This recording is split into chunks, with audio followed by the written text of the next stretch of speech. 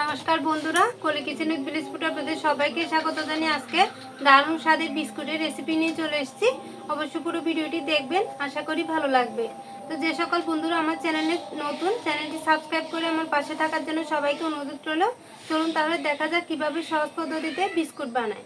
Biscuit বানানোর জন্য প্রথমে হাফ কাপ তেল নিয়েছি, একটি বাটিতে নিয়ে নিব। 1 চামচ দিব ঘি, আপনারা চাইলে ঘি না দিতেও পারবেন। ঘি দিলে দারুণ একটু সুগন্ধ আসবে। বন্ধুরা দেখুন, এখানে নিয়েছি গুঁড়ো করা চিনি, এখান থেকে আমি 3 চামচ দিয়ে দিব। চিনিটা অবশ্য কম করে দিতে হবে, বেশি চিনি হলে কিন্তু আবার বিস্কুটগুলো খেতে ভালো লাগে না। স্বাদ মতো লবণ, বন্ধুরা 1 চামচ দিয়ে দিব। বেকিং পাউডার, বন্ধুরা প্রথমে 1 কাপ আটা দিয়ে মাখবো, যদি পরে মনে হয় আরও লাগবে তো আরও আটা দিব। এই হাফ কাপ তেলের মধ্যে যতটুকু আটা লাগে ততটুকু আটা দিয়ে মেখে নিব। আমরা যেরকম রুটি পরোটা বানাই ওরকম শক্ত মতো করে একটি ডো হবে।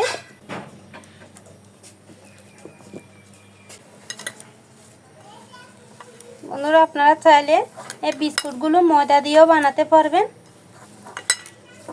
আরও কিছুটা আটা আছে, এগুলো দিয়ে দিব। এখানে কিন্তু কোনো রকম জল ব্যবহার করা যাবে না, শুধুমাত্র তেলের মধ্যে মেখে নিতে হবে। দেখুন বন্ধুরা, খুব সুন্দর করে ডো করে নিয়েছে। আর দেখুন, খুব বেশি নরমও না আবার খুব বেশি শক্তও না, এরকম ডো করে নিতে হবে। তো এখন হাতে একটু তেল লাগিয়ে তারপর বিস্কুটগুলো রেডি করে দেখাবো। বন্ধুরা হাতে একটু তেল মেখে নিচ্ছি, তারপর ছোট ছোট একটু একটু করে দেখুন এভাবে ডো নিয়ে হাতের মধ্যে বিস্কুট রেডি করে নিব। প্রথমে ঘুরিয়ে ঘুরিয়ে নিব, তারপর চ্যাপটা করে দিব। দেখুন, আপনারা আপনাদের পছন্দ মতো বিস্কুটগুলো বানাতে পারবেন। আর একটু মোটা করতে চাইলে মোটাও করতে পারবেন। এখন একটি কাঠি নিয়েছি, এভাবে ছিদ্র করে দিব।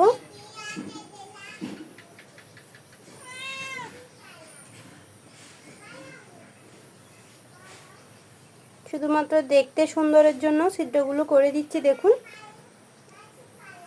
এভাবে আমি সবগুলো বিস্কুট রেডি করে নিব।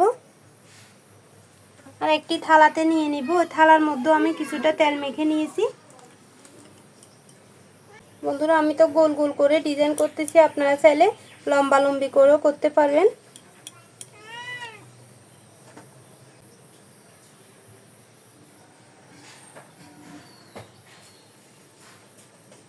এই দেখুন, আরও একটি বিস্কুট রেডি করে নিয়েছি। এভাবে সবগুলো বানিয়ে নিব।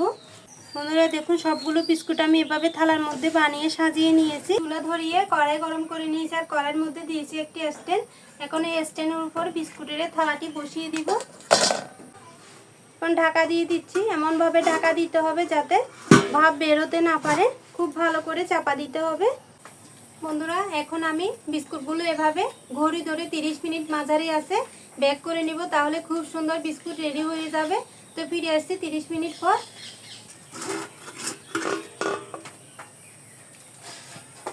দেখুন বন্ধুরা, 30 মিনিটের মধ্যে কিন্তু বিস্কুটগুলো খুব সুন্দর বেক হয়ে গেছে। এখন আমি থালাটা নামিয়ে নিব।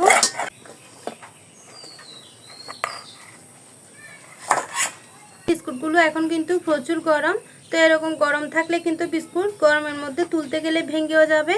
যেহেতু বিস্কুটগুলো এখনও নরম, যত ঠান্ডা হবে বিস্কুট ততই কিন্তু শক্ত হবে। তো কিছুটা ঠান্ডা করে তারপর আপনাদেরকে তুলে দেখাবো। বন্ধুরা দেখুন, আমি সবগুলো বিস্কুট প্লেটে তুলে নিয়েছি, আর দেখতে কতটা ভালো লাগছে দেখুন।